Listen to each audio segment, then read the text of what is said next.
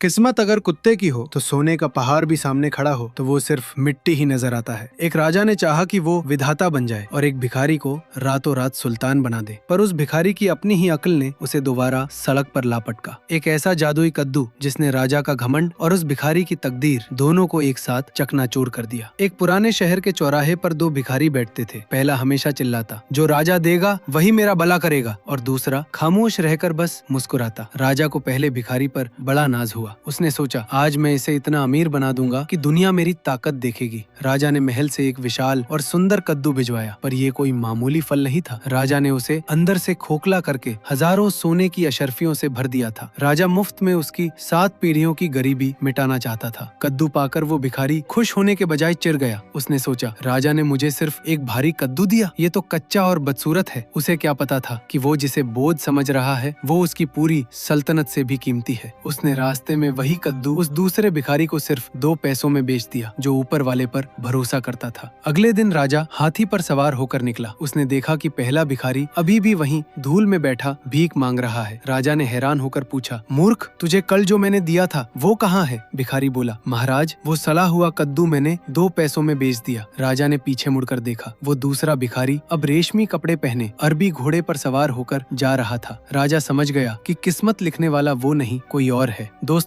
जो आपकी तकदीर में लिखा है वो दुनिया का कोई राजा नहीं छीन सकता। आपको क्या लगता है, उस भिखारी ने अपनी किस्मत बेची या अपनी अक्ल? कमेंट में अपनी राय दे और ऐसी ही सावेज कहानियों के लिए सब्सक्राइब करें।